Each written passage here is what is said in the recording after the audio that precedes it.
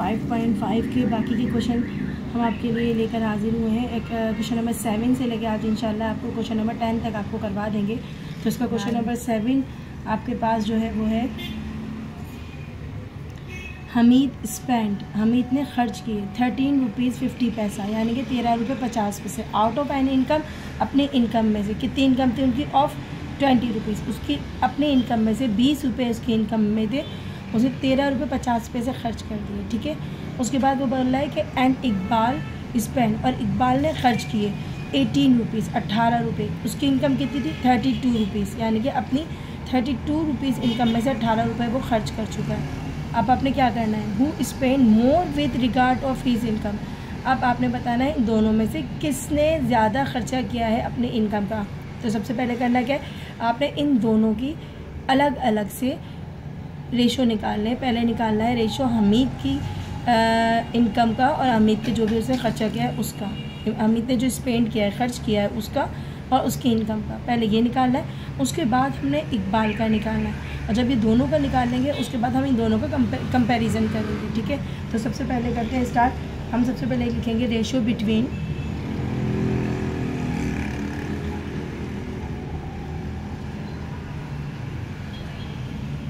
Hamid spend, Hamid की spend और क्या निकालना है? इनकम निकालना है ना, स्पेंड एंड इनकम।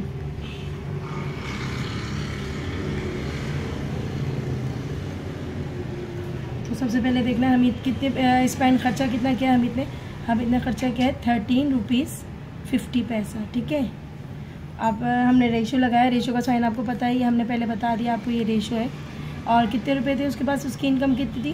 20 रुपीज़। ठीक है, अब सबसे पहले आपने क्या करना है, आपने इन रेशो के जो रुपीज़ होते हैं, यहाँ पर जो पैसा होता है उसको किस में चेंज करना होता है? रुपीज़ में, क्योंकि ये भी रुपीज़ है और ये रुपीज़ है, लेकिन यहाँ इसका 50 पैसा है। तो पैसा, आप 50 पैसा किसका हाफ होता है? 1 रुपीज़ का हाफ होता है। तो यहाँ पर हमने 1 रुपीज़ का हाफ लिखना है, यानी कि 13 रुपीज़ की ये पैसे की जगह पे लिखना है 1/2। 1/2 भी लिखना है, किसी चीज़ का हाफ होता है ना, 1/2 होता है, यानी कि 1 रुपीज़ का हाफ जो होता है 50 पैसा होता है। 50 को हम कैसे लिखते हैं? 1/2 करके लिखते हैं फॉर्म में।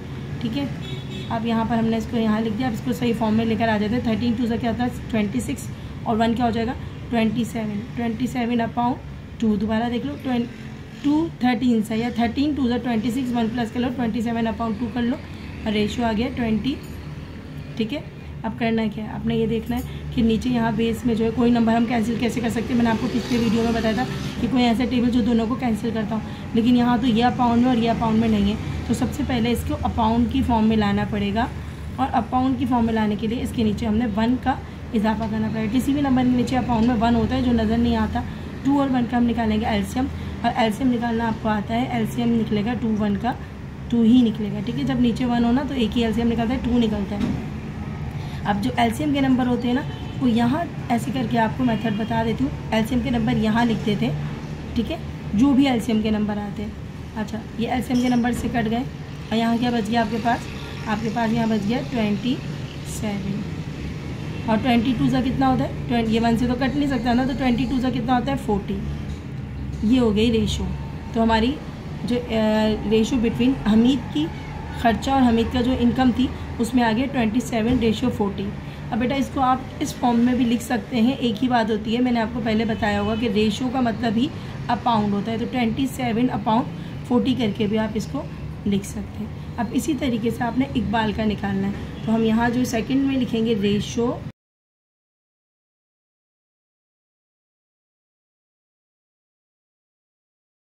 बिटवीन इकबाल, सेम ऐसी ऊपर वाली की तरह। ठीक है, इकबाल स्पेंड एंड इनकम। सही है, ये है। अब यहाँ पर हमने क्या करना है? स्पेंड क्या करा है इकबाल ने स्पेंड किया है 18 रुपीज़। ठीक है, 18 लिख दिया, रेशो लगाया, और फिर इकबाल के पास कितने पैसे थे? इकबाल के पास से 32 रुपीज़। अब इनमें तो कोई वो सिस्टम है नहीं, कोई अपाउंड का नहीं है, तो इन दोनों को बताओ कौन सी टेबल में जो है वो दोनों एक साथ आते हैं। तो ये दोनों जो है वो टेबल आता है कौन सा वाला? 9 2 से, या 2 से कर लें डायरेक्टली ना, 2 से कर लेते हैं। 2 9 ज़ा 18 और 2 1 ज़ा 2, यहाँ कैरी हो गया 1, 2 6 ज़ा कितना होता है 12। तो कौन से टेबल से दोनों कैंसिल हुए, डिवाइडिंग बाय 2। तो हम यहाँ लिखने या नहीं भी लिखे कोई मसला नहीं है, लेकिन मैं लिख देती हूँ।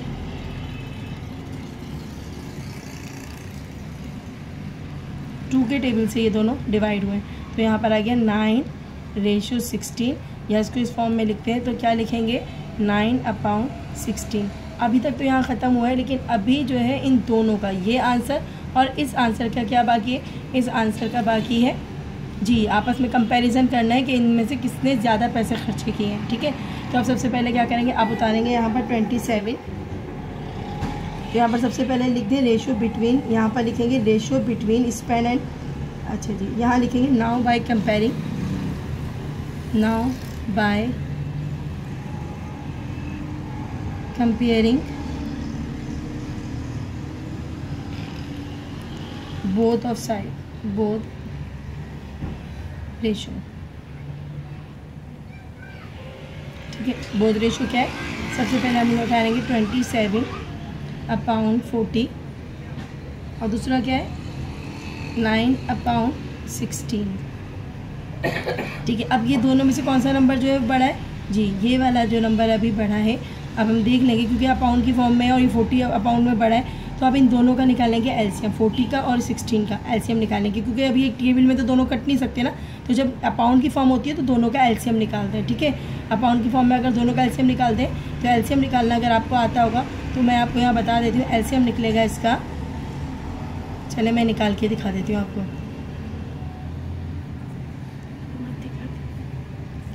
एलसीएम निकलेगा 40 और 16 का एलसीएम निकलेगा जी 2 से निकालते हैं पहले। 2 2 ज़ा 4, 0 आ गया, 2 8 ज़ा 16 आ गया, 2 1 ज़ा 2 0, 2 4 ज़ा 8 आ गया, 2 5 ज़ा 10 आ गया, 2 2 ज़ा 4 आ गया, फिर 2 1 ज़ा 2 आ गया, फिर आखिर में आ गया 5 1 ज़ा 5। ठीक है, 2 2 ज़ा 4, 4 2 ज़ा 8, 8 2 ज़ा 16, 16 5 ज़ा 80।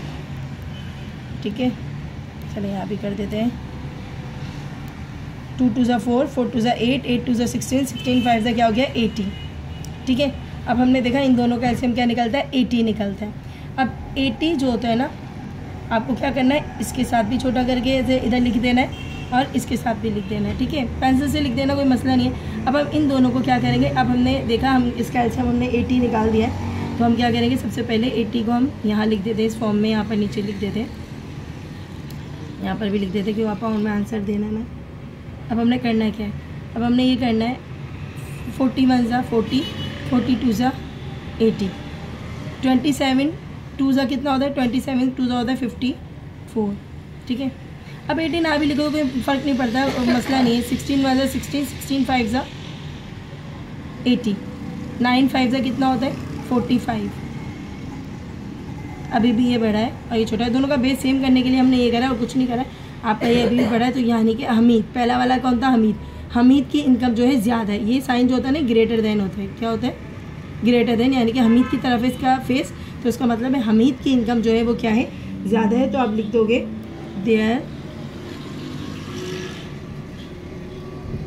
therefore of Hamid, therefore spent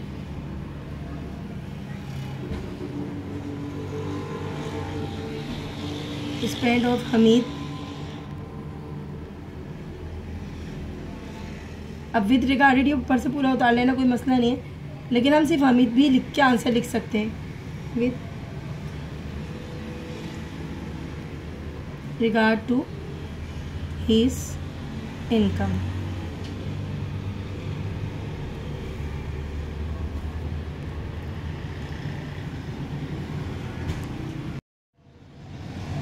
question number 8 देखिएगा। वसीम स्पेंड, वसीम ने खर्चा किया 4 रुपीज़ 50 पैसा, 4 रुपये 50 पैसे आउट ऑफ हिज इनकम, उसकी 6 रुपये उसकी इनकम थी। सेम ऊपर वाले क्वेश्चन की तरह है, बिल्कुल वैसे ही है। एंड नईम ने कितना खर्चा किया, नईम ने स्पेंड किया है 8 रुपीज़। ठीक है, 8 रुपीज़ लिखा हुआ है, कितने रुपये थे उसके बाद 12 रुपये थे। ठीक है, आउट ऑफ 12 रुपीज़, 12 रुपये में सिर्फ 8 रुपये खर्चा किया। हु स्पेंड लेस माने सबसे कम खर्चा किसने किया है, लेस सबसे कम खर्चा, उसमें मोर लिखा हुआ था ना, ज़्यादा खर्चा किसने किया, इसमें कम खर्चा किसने किया है। तो स्टार्ट करते हैं। सबसे पहले लिखेंगे हम रेशियो बिटवीन, अब वसीम है ना, हमें इतनी था पहले, अब वसीम आ जाएगा, ठीक है। वसीम, अच्छा क्या था उसका, स्पेंड और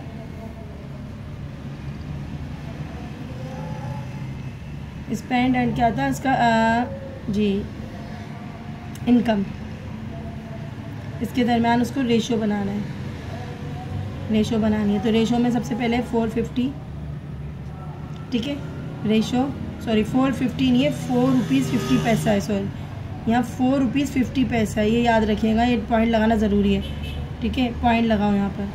उसके बाद कितने पैसे थे, उसके बाद टोटल 6 रुपीज़ उसकी इनकम थी। अब ये जो 50 पैसा है ना, इसको हम रुपीज़ में चेंज करेंगे, सेम वैसे ही जैसे ऊपर किया था। 50 पैसे की जगह 1/2 लिख देंगे। 4 2 8 और 1 कितना होता है 9, 9/2 क्या आ जाएगा 2, रेशियो आ जाएगा 6। अब यहाँ पाउंड में है 2, यहाँ पर नहीं है तो 1 लगा देंगे। 2 और 1 का एलसीएम 2 ही निकलेगा, जो एलसीएम के नंबर होते हैं वह यहाँ लिख देते हैं। 2 से 2 कट जाएगा, 9 बचेगा, तो हम यहाँ लिखेंगे 9, रेशो 6 2 कितना होता है 12। अब देखना पड़ेगा, अच्छा यहाँ पर हम आपको ये बता दें कि यार लिख देना कि एलसीएम निकला 2, अब लिखना, चलिए लिख देंगे एलसीएम निकला है इसका 2। अब यहाँ पर देखो ये दोनों किसी एक टेबल में आते हैं, जी बिल्कुल आते हैं दोनों। कौन से टेबल में, 3 के टेबल में आते हैं। तो हम क्या लिखेंगे यहाँ पर, डिवाइडिंग बाय 3,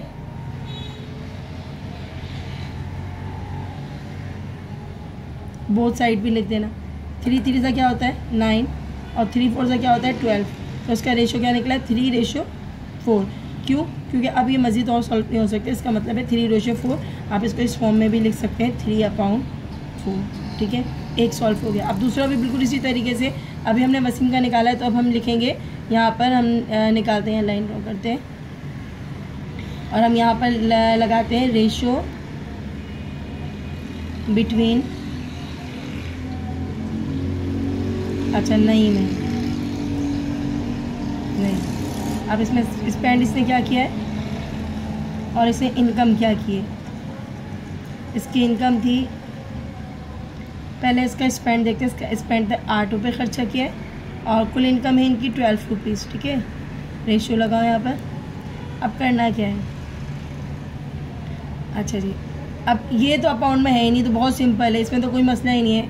दोनों किसी टेबल में साथ आते हैं, हाँ 4 2 8 और 4 3 12। तो यानी कि मैंने जो मल्टीप्लाई किया है वो किससे किया है,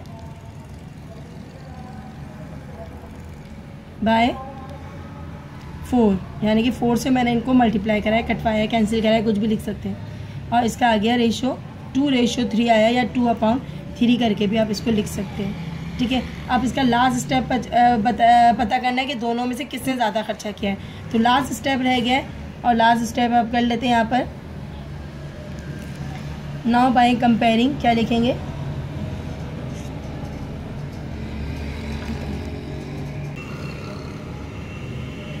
कंपेयरिंग बोथ रेशो, दोनों का कंपेयरिंग कराना है तो दोनों का आंसर उतारना पड़ेगा। पहले आपको आंसर सबसे पहला आया था आपके पास 3/4 या 3:4, उसके बाद था एंड 2/3, दूसरे का आंसर ये था, ठीक है। अब आपने करना क्या है अब ये देखने के दोनों में से सबसे पहले आपको देखना है कि दोनों का एलसीएम क्या है। एलसीएम दोनों अपोजिट, एक इवन नंबर है एक ऑड नंबर है, तो एलसीएम निकलेगा बच्चों, आप निकाल लेना, आप सबको आता है निकालना। तो इसका एलसीएम निकलेगा 12, ठीक है। एलसीएम आपने 12 निकाल दिया, 12 को यहाँ लेकर जाएंगे, सेम वही सवाल है आपका। 4 1 4, 4 3 12, 3 1 3, 3 4 12, 3 3 क्या हो जाएगा 9, ठीक है। अब यहाँ पर आप लिख लेंगे, कोई मसला नहीं, यहाँ पर 12 लिखेंगे। उसके बाद है यहाँ पर रहेगा 4 2 क्या हो जाएगा 8:12। अब दोनों में से बताओ कौन सा जो है वो लेस होगा, 8/12 या 9/12। आपके पास जो है 8/12 जो है वो लेस है, तो लेस देन का साइन इस तरफ जाएगा, ये छोटा है और ये बड़ा है, या आप इसको इस तरीके से भी लिख सकते हैं, 8/12 जो है वो लेस है और 9/12 जो है वो बड़ा है।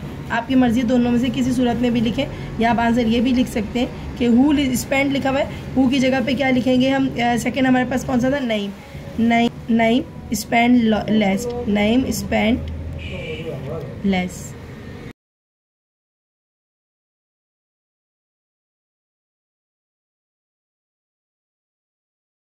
क्वेश्चन नंबर 9 है रहीम स्कोर। रहीम ने स्कोर किए 360 मार्क्स, यानी कि 360 मार्क्स आउट ऑफ 800 में 360 मार्क्स उसने हासिल किए in the quarterly examination. Quarterly examination schools में बाज़ दफ़ा 4 एग्जामिनेशन होते हैं, जो फर्स्ट टर्म होता है उसको क्वार्टरली एग्जामिनेशन भी कहते हैं। एंड 425 मार्क्स आउट ऑफ 900, और 425 हासिल किए हैं उसने 900 में से, लेकिन कब हासिल किए? 6 मंथली, यानी कि जो हाफ मंथली जो इसको कहते हैं मिड टर्म कहते हैं, उसको 6 मंथली टेस्ट भी कहते हैं। तो पहले क्वार्टरली एग्ज़ाम होते हैं, उसके बाद 6 मंथली एग्ज़ाम होते हैं। तो उसने हासिल किए 425 900 में से। डिड प्रोग्रेस एंड डिक्रीज, मतलब बताएंगे आप ये कि उसने प्रोग्रेस किए या उसने डिक्रीज़ किया, यानी कि उसने तरक्की की है या वो नीचे की तरफ गया है। तो इसको सॉल्व करने का तरीका भी वही है आपका।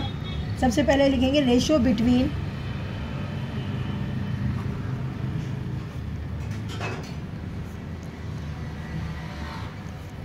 The score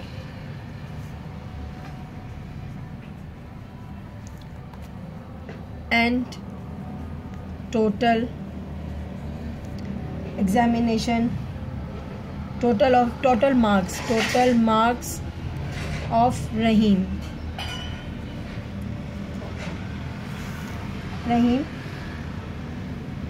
in quarterly examination. सही है, पहले क्वार्टरली एग्जामिनेशन का बताएंगे, उसके बाद उसके अंदर आप इसको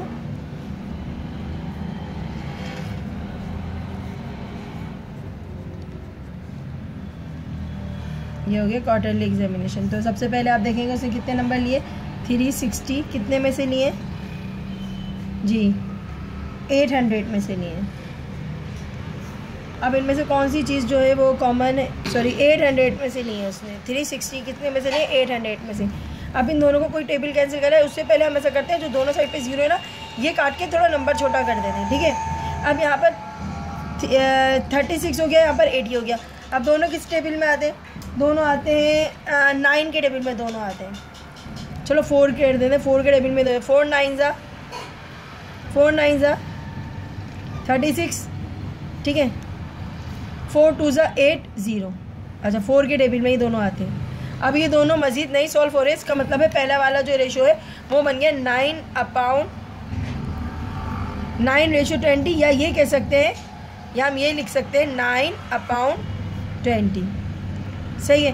अब इसी तरीके से ये हमारा क्वार्टरली एग्जामिनेशन। अब हम इस तरीके से बनाएंगे 6 मंथली, क्या बनाएंगे? 6 मंथली एग्जामिनेशन। तो हम यहाँ पर पूरा यही उतारेंगे, सिर्फ यहाँ पर लिख देंगे ratio between the score and total marks in 6 monthly examination,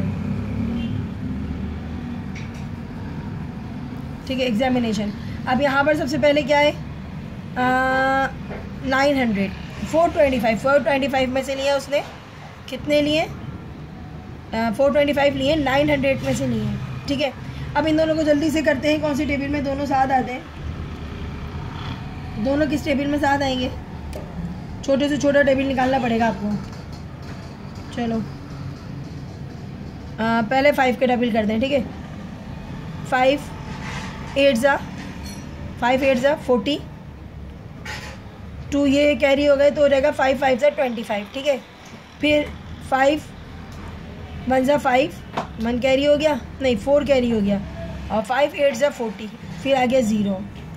अब दोबारा ये 5 से जा रहा है, 5 1 ज़ा 5, 3 कैरी हो गए, है ना। फिर 5 1 ज़ा 5, 3 इसको कैरी कर दिया तो 5 7 ज़ा 35, फिर 5 3 ज़ा 15, कितने कैरी हो गए? यहाँ पर 3 कैरी हो गए, 5 6 ज़ा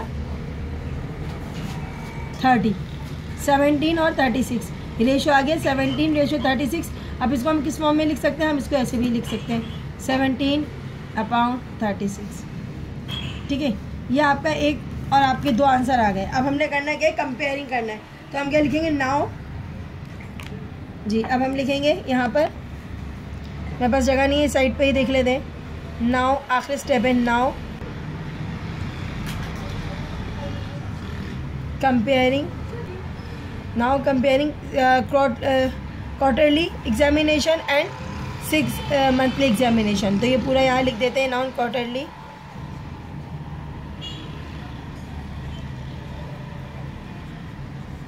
एंड 6 मंथली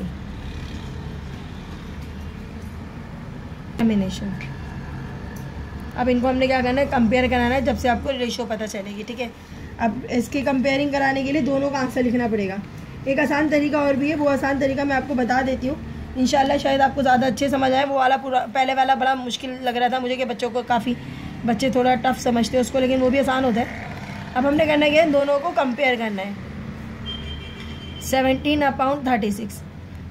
ठीक है, अब उसने प्रोग्रेस की या प्रोग्रेस नहीं की ये बताना है। अब इन दोनों में से कौन सा नंबर जो है ना वो ग्रेटर की तरफ जा रहा है, उसको आप कैलकुलेटर से कर सकते हो, बहुत आसान तरीका है। आपने 9 लिखा, ठीक है, फिर एलसीएम निकालोगे बड़ा मसला होता है, तो इसलिए इसको इस तरीके से भी कर सकते हैं, कोई प्रॉब्लम नहीं है, गलत नहीं है। 20, ठीक है, 9 डिवाइडेड बाई 20 इजिकल टू आ रहा है 0.45। ठीक है, अभी मैं बताऊंगी इसमें करना क्या है। ठीक है, उसके बाद दूसरा है 17 डिवाइडेड बाई 36 आ रहा है 0.47222। बहुत सारे, बस 2 ही लिखने काफ़ी है। अब मुझे एक बात बताएं, इन दोनों में से कौन से जो है वो नंबर छोटे और बड़े हैं। अब यहाँ देखो 45 लिखा हुआ है और ये 47 लिखा हुआ है, कौन सा बड़ा हुआ? 45 बड़ा हुआ या 47 बड़ा हुआ? 47 बड़ा हुआ, इसका मतलब है ये 47 जो है वो बड़ा हो गया है। बाद वाले एग्जामिनेशन नहीं, 6 मंथ वाले एग्जामिनेशन में वो बड़े हैं, यानी कि वो नंबर ज़्यादा हैं। 6 वाले एग्जामिनेशन में उसने ज़्यादा नंबर लिए, क्वार्टरली एग्जामिनेशन में उसने कम नंबर लिए। इसका मतलब है वो प्रोग्रेस कर रहा है। क्या कर रहा है? आगे की तरफ बढ़ रहा है ना, इसका मतलब है वो क्या कर रहा है? प्रोग्रेस कर रहा है। तो आप आंसर में क्या लिखेंगे? आप आंसर इधर तक भी प्रोग्रेस भी लिख सकते हैं, लेकिन आप इसके अंदर आंसर पूरा करके भी लिख सकते हैं। क्या लिखेंगे? रहीम डिड प्रोग्रेस। क्या लिखोगे? रहीम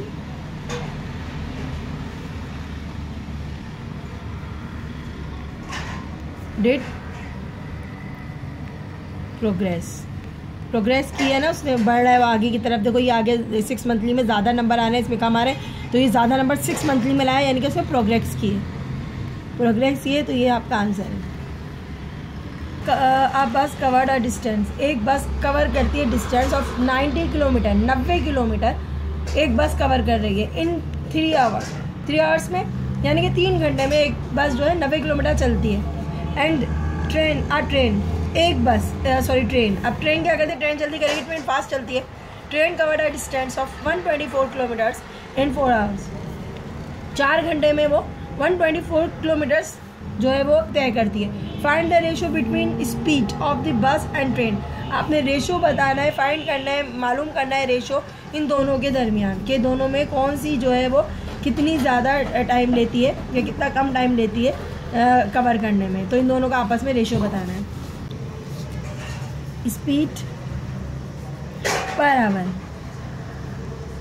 आवर किसका है? पर आवर अभी हमने निकालना है बस का। ठीक है, बस का क्या है? टोटल, सबसे पहले लिखेंगे टोटल डिस्टेंस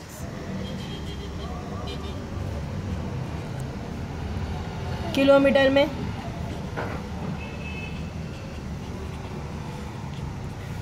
अपाउंट टोटल टाइम और वो है ना आपके पास टाइम इन आवर में ना, आर में लिख दो यहाँ पर। अब करना क्या है? आवर्स। अब यहाँ पर करना क्या है? सबसे पहले आपको बस का बताना है। ये फार्मूला दोनों में अप्लाई होगा, ट्रेन में भी बस में भी। तो सबसे पहले हमने करना है बस का।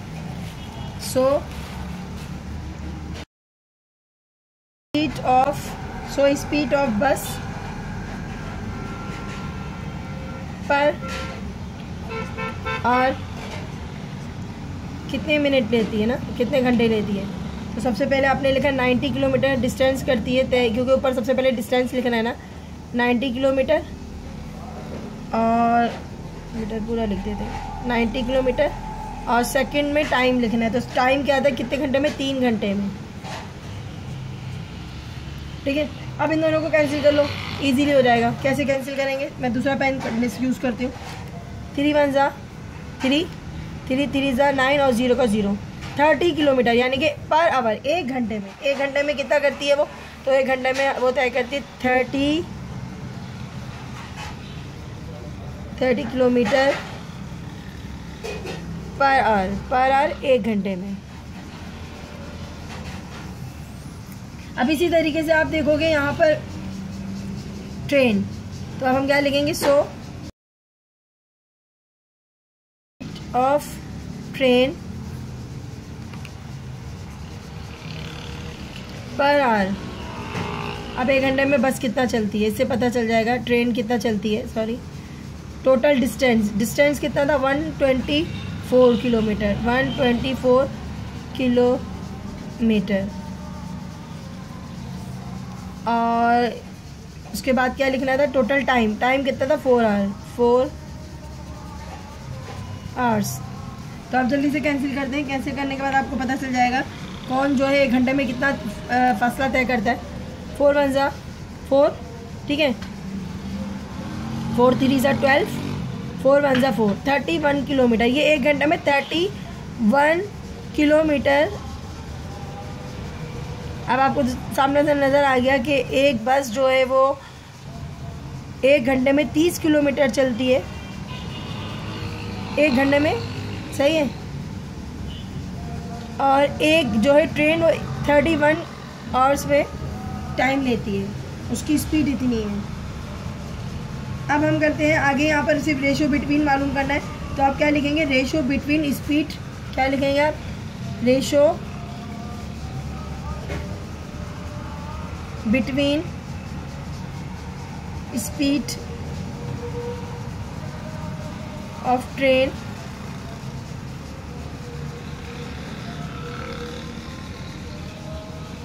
एंड बस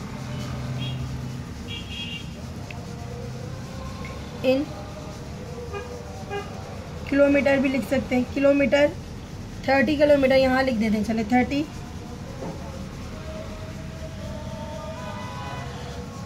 आंसर डायरेक्ट भी दे सकते हैं पर आवर। और यहाँ पर क्या था 31 किलोमीटर कौन दे रही है, आपकी बस दे रही है 31 किलोमीटर्स पर आवर। एक दे रही है 30 किलोमीटर, एक 31 किलोमीटर। रेशो बिटवीन आ गया आपके पास डायरेक्टली 30:31, आंसर है आपका।